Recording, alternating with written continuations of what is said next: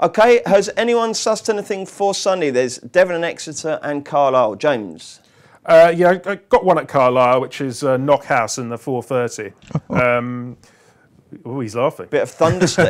That's either he thinks that's a really crap tip or you've stolen his thunder. Which one is it, Kills? Probably the former. No, it's a bit of thunder stealing. But go on, James. Yeah, you give him that one. I'll find another one. Okay, all right. Yeah, well, interesting because Brian Hughes has dropped up earlier in the week. So interesting booking on chase form. And he'd have a real chance here, and he'll like the ground, so stay as well. I think he's got a good chance. Knockhouse up at Carlisle. Kills, you like Knockhouse as well, yeah, so you're I do. endorsing that. Same reasons. I've got one at Exeter 2:35. I See You Well, trained by Seamus Mullins. His horses are going really well. He's had 2 winners, 3 seconds, and a third from his last 9 runners.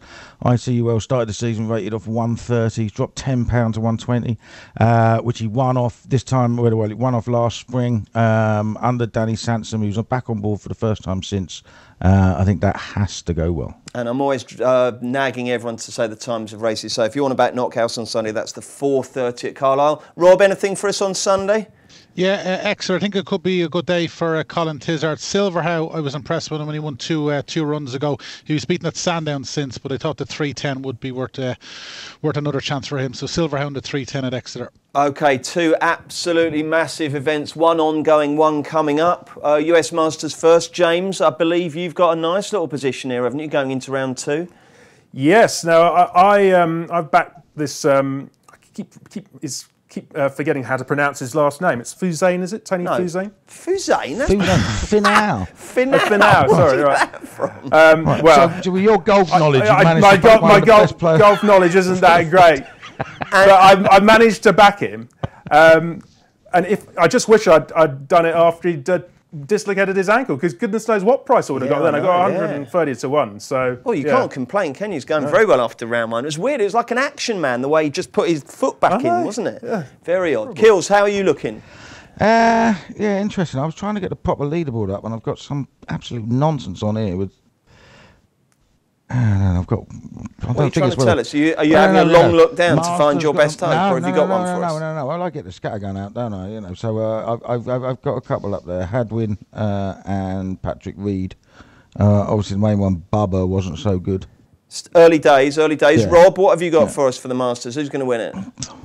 Well, I think probably who's going to win it is fairly easy, given what he did in 2015. You just hope that he sort of comes back to the field and we have a good weekend, because we don't want to see what happened in 2015. I'm on Matsuyama, who he was a little bit frustrating yesterday. He'd 16 pars, a double bogey and a birdie, but at 1 over, I was happy enough until Spieth did his thing. And I'm on Mickelson, who had a pretty good day as well. Okay. He's 2 under par, but you just want Spieth maybe to go level par 1 under today and let the others come into it. At least none of you back Garcia. 13, incredible. Right then, next Saturday, obviously, we'll be having another good look at that in next Friday's Postcast. And we will also, on Monday, be looking ahead to the first couple of days of the entry meeting. But, lads, let's have some early thoughts on who's going to win the Nash. James? The horse I've backed is Alpha Desobo.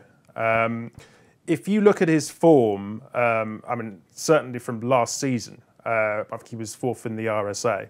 That's worked out really well, not just from the winner Might Bite, but you also had Whisper running well on the Ladbrokes Trophy. Bells Hill, of course, ran such a great race in the Irish National. I was very surprised he didn't win it in the end. He has had issues with bleeding, so that's the downside. But if they can get that sorted out, if you go back to his hurdle form, of course, he was a horse who chased home Thistlecrack in the Stayers Hurdle. They were miles clear of anything else. So he's still quite a big price. I still think you can get about 50 to 1 about him. Okay. And I think he's a forgotten horse in the race. Alpha Desobo, eh? Right, I'll give you a quick blast. 10 to 1 total recall, 11 Annabelle Fly. This is obviously Paddy Power. I'm doing your job here, Rob. 12 Blackline, 12 Tiger Roll, 14 Milan Rocco, 14 The Last Samurai, 14 Bells Hill, 16 Rathvinnen, 16 See You at Midnight, 20 Gold Present, 20 Vicente, 20 Uccello Conti, 25 Bar. Have we mentioned the winner yet, Kills? Well, I hope not. I backed a horse called I Just Know at 150s in December or January. I can't remember when it was. It's now about 33s, I think. Sue Smith's 8-year-old.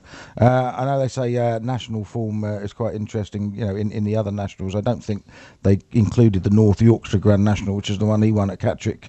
But he won it by an absolute mile, and his jumping was just fantastic. Obviously, that was good enough to get him up in a handicap, and he'll get in he gets in off a low weight. And Sue Smith ran him over hurdles last time. There was no need to protect the mark. I think it was just a case of having a gallop, and he ran his best hurdle. But even though he got beaten as favourite, he still ran his best hurdles race ever by a country mile. And I think he's progressive. He's an 8-year-old now. You always told you look out for these older horses, but it's changing now. The way they've changed the fences. I think 3 of the last 6 winners were 8-year-olds, and then in the last 3 years alone, I think 8-year-olds have finished in the first 6. So, it's going to be, it's going to, we're going to have some stats getting bust at some point. There's another horse in the race called Bay de Zille, trained by Ross O'Sullivan. Now, I tipped his horse in the Irish Grand National the other day, finished 7th. This horse ran in the Irish Grand National as a 5-year-old and finished 6th. And he's also run in a Welsh National and finished 5th. So the fact that he's 7 is completely irrelevant. Jumps really, really well. And likes soft ground, and we'll have Katie Walsh on. So I'd imagine a woman riding a 7-year-old winner of the Grand National won't be on many people's lists, but I think Bay de Zille's got a fair shot at a price. So your 2 horses are Keels? Yeah, Bay de Zille and I Just Know. Good stuff. Who's your early one, Rob? Yeah, I have 2, and I've Bay de Zille as well. As Paul will know, she was 3rd to False and Blue and I Love Hope and Dreams in the Punchestown National Trial. Of course, they came out and franked the form in the Irish National, and it appears as though it's going to be on the soft side at Aintree next weekend, so that'll be right up his street. And as Paul said, it's a 40-1 chance. You'll have so many people backing this horse, literally because Katie's on board, and obviously trained by her husband Ross. And the top weight, an 8-year-old Manila Rocco. He's had the look of a national winner for a couple of seasons. Skipping Cheltenham could be a blessing in disguise. First time running since a wind up, and plenty of horses have lumped big weights in a national and run well. So I thought he'd be the best of JP's. Thank you, chaps. Weekend plans, James. What you got on? I'm here in the office. Both days? Both days, yep. Try and watch as much of the golf as I can. Yeah, that'll be good. Keels, what have you got? I have absolutely no idea. I'm just going to check the rotor because every now and again I find out that I've been working. You don't know whether you're working or not? No, I don't know. Look day to day, mate. I think I'm off, but I'm going to check now and I'll let you know. What day is it tomorrow? Saturday. Ever the professional, eh? Absolutely, mate. So you've obviously not made any plans then? You haven't got Kirsty driving you mad to do anything? No. See, I've already gone to Grand National Week already. Oh, okay. Well, while Keels works out whether he's working or not, Rob, what have you got on? I bet you're working. You always work weekends, don't you? I do, yeah. It's a good way to watch the sport, but I'll be watching golf and probably talking more golf than racing week this weekend, but it's not a bad complaint. Yeah, we just don't want Jordan Spieth running away with it. We need it to be competitive. Yeah. All right, Keels. Yeah, I am off. I'm live tipster on Sunday, though. Live disappointing, tipster. But there you go. What's disappointing about that? Oh, I like to have a Sunday off, go down the club and play cards. You're meant to give the impression that working at the Racing Post is a pleasure, mate. Mate, I'll be up at 6 o'clock in the morning and I'll have every single race done by midday. Don't you worry about that. Fantastic. Well done, chaps. Thank you very much indeed. Like I say, we're back on Monday, looking ahead to the first 2 days of the Aintree Festival, and join us next Friday when we will get stuck into the Grand National 2018. And don't forget, if you do enjoy the shows, please do go on to iTunes, rate, review and subscribe. Check out Paddy's Rewards Club. Simply place 5 bets of £10 or more across any sport in a week and you'll get a free £10 bet then next week. T&Cs apply. 18+, begambleaware.org.